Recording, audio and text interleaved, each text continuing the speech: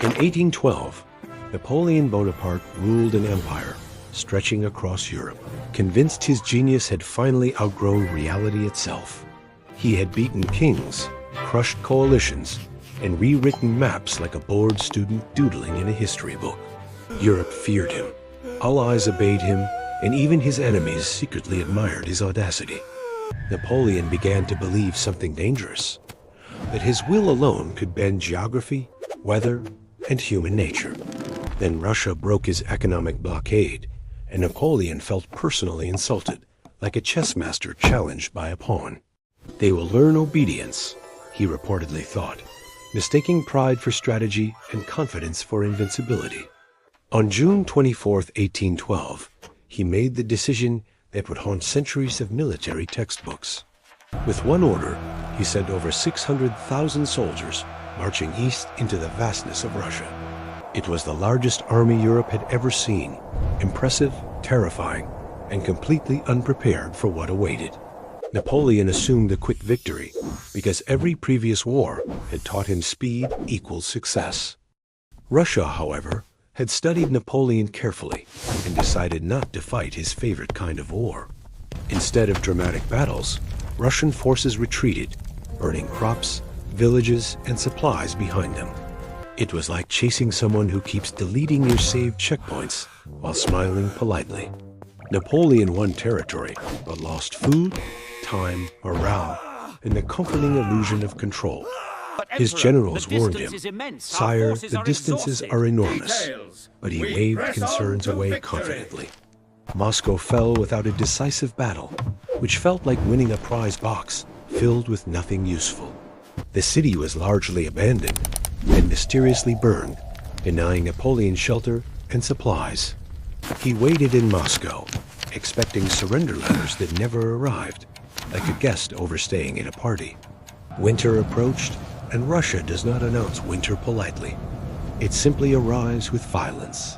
Temperatures plunged, horses collapsed, cannons froze, and soldiers wrapped themselves in rags and hope. Napoleon hesitated, because leaving Moscow felt like admitting he had miscalculated everything. That hesitation was fatal, turning a bad situation into an irreversible disaster. When retreat finally began, it was no longer an army, but a desperate procession of survivors. Russian attacks, starvation, disease, and freezing weather dismantled Napoleon's force piece by piece. Soldiers abandoned weapons, ranks collapsed, and discipline dissolved under the pressure of survival. The mighty Grand Army became a moving tragedy, stretched across frozen roads and shattered confidence. By the time remnants crossed back west, fewer than 100,000 remained. Europe noticed, because nothing exposes weakness like a once invincible ruler returning broken. Former allies smelled opportunity, while enemies realized Napoleon could bleed like anyone else. Coalition armies rose again, stronger, older, and no longer afraid of his reputation. Napoleon still fought brilliantly afterward, but the spell was broken permanently. Resources were gone, veteran soldiers were dead, and trust in his judgment had cracked. One campaign had drained decades of conquest in a single catastrophic stroke. France faced invasion, rebellion, and exhaustion from endless war. In 1814, Napoleon was forced to abdicate and sent into exile on Elba. The emperor who crowned himself now ruled an island smaller than some Paris neighborhoods. He would briefly return, because history loves dramatic sequels, but the ending was already written. After Waterloo, exile became permanent, and the empire officially ended. The Russian invasion wasn't just a military loss. It shattered Napoleon's myth of inevitability. Empires can survive slow decay, but arrogance accelerates collapse dramatically. Napoleon ignored geography, logistics, and human limits, trusting brilliance over preparation. He treated Russia like a normal battlefield instead of a strategic abyss. His greatest weapon had always been judgment, and that day, judgment failed him. One decision turned power into vulnerability, faster than any enemy army could. It proved leadership mistakes scale with authority, like bugs magnified under a microscope. Soldiers paid the price for a ruler's confidence, becoming stubbornness. Europe paid the price in years of continued war and instability. History paid the price by gaining one of its clearest warnings. Absolute power encourages the belief that consequences are optional. Napoleon believed he could outthink winter, distance, and desperation simultaneously. Russia quietly proved that patience can defeat brilliance when arrogance does the planning. The invasion of 1812 turned Napoleon from unstoppable force into cautionary tale.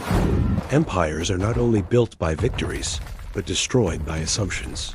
One order, one march, and one refusal to turn back changed everything. It wasn't betrayal or rebellion that broke his empire, but miscalculation. The collapse began the moment boots crossed into Russia without an exit plan. Military academies still study this campaign like a horror story with footnotes. Maps look smaller than reality, especially when confidence erases scale. Napoleon's genius remained real, but genius without restraint becomes dangerous. His empire didn't fall in a day on paper, but it died that day in truth.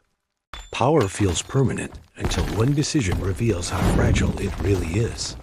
Leaders often fear retreat more than ruin, and history exploits that fear. Napoleon chased total control and lost everything instead. The snow did not defeat him alone. His certainty did. Russia was the mirror that reflected his limits clearly and coldly. Great leaders rise by knowing when to advance. They survive by knowing when to stop. Napoleon forgot the second rule at the worst possible moment. Empires don't always fall slowly. Sometimes they collapse at marching speed. And sometimes all it takes is one confident order made on the wrong day.